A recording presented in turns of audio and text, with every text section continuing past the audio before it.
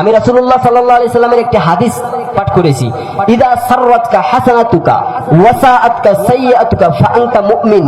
যখন তোমার ভালো কাজ তোমাকে আনন্দিত করবে আর তোমার খারাপ কাজ তোমাকে ব্যথিত করে তুলবে, কষ্ট দিবে, তখন তুমি মনে করবা তুমি প্রকৃত মুমিন হয়েছো। তো আমরা আজ ভালো কাজে সহযোগিতা করি না, খারাপ কাজের মধ্যে সহযোগিতা। মাহফিলের মধ্যে আমাদের সমর্থন খুবই কম।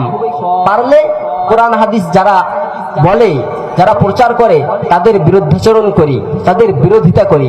আবার পারলে ক্ষমতার জোরে বলি যে আমরা শরিয়া আইন মানি না। তো যে শরিয়া আইন মানে না, কোন মুসলমান তার পক্ষ নিতে পারে না।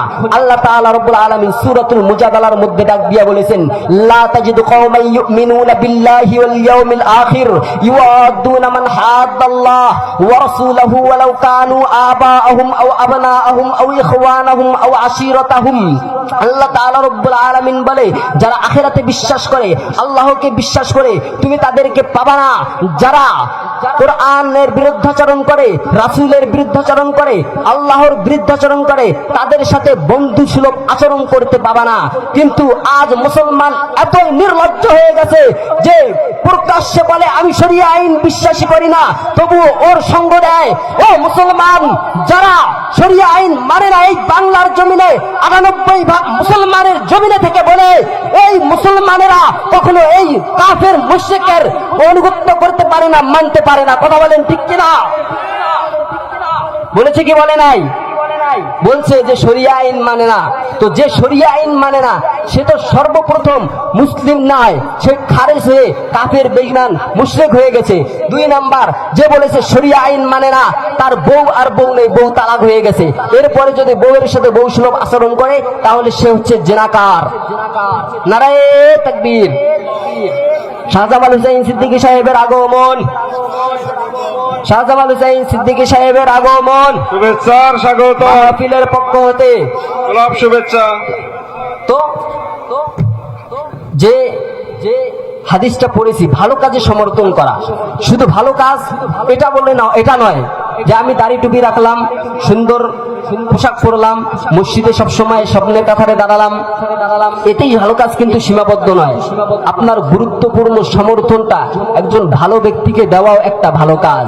আপনি যদি খারাপ ব্যক্তিকে ভোট দিয়ে নির্বাচিত করেন আর এই ব্যক্তিটা এসে দুর্নীতি করে, চাঁদাবাজি করে, তাহলে আপনার সমর্থনটা হয়েছে খারাপ ব্যক্তির উপর। আর এই খারাপ ব্যক্তিকে সমর্থন করে নির্বাচন করার পর যদি আপনি আত্মতৃপ্তির ঢেউ তুলেন যে আপনি মুমিন, আপনি মুমিন, সারা জীবন মুমিন মুমিন বলে চিল্লাইলেও এটা লাভ হবে না।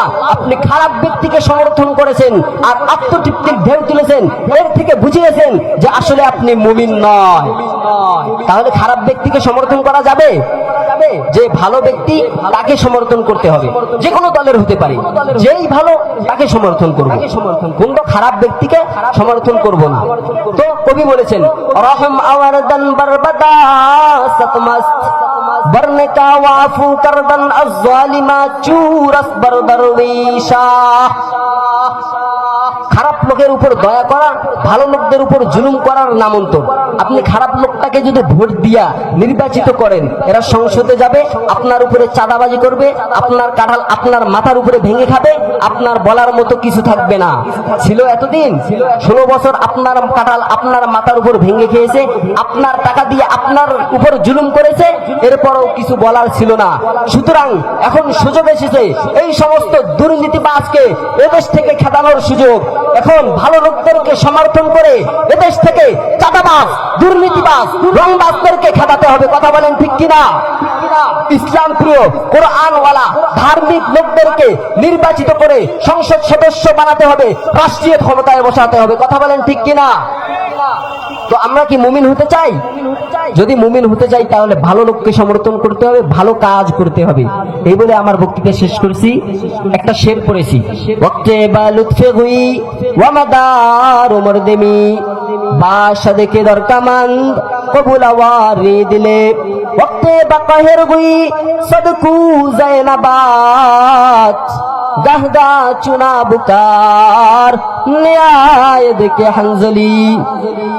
কখনো নম্রতা, ভদ্রতা, উদারতার সাথে কথা বলো, কেননা হতে পারে কোনো প্রেমিক, কোনো মন আবদ্ধ হয়ে যাবে গ্রহণ করার চালে।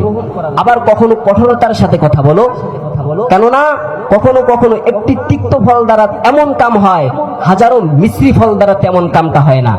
তো ওলামায়ে কেরাম কোনো সময় কঠোর ভাষায় বলে, আবার কোনো সময় নম্র ভাষায় বলে। যখন নম্র ভাষায় বলে, উদারতার সাথে বলে, যদি কাজ না হয় তখন কঠোর ভাষা অবলম্বন করে। এর থেকে আপনি ওলামায়ে কেরামের বিরোধিতা করলে কোনো কাম নাই, কারণ আপনাকে আগে শুতলায়া বুঝাইছে, কাজে আসে নাই, এই জন্য পরে আপনাকে গরম দিছে। কথা বলেন ঠিক কিনা? এই বলে বক্তৃতা শেষ করছি। ওয়া আখির দাওয়ানা আনিল হামদুলিল্লাহি রাব্বিল আলামিন। আমার নাম মোহাম্মদ তাজিমুল ইসলাম, আমার বাবার নাম নজরুল ইসলাম, আউলিয়াহাট বাজার মসজিদের মুয়াজ্জিন। আর আমার চাচা বক্তা উনি হচ্ছেন শাহজামাল হোসেন সিদ্দিকী, আমার আপন চাচা।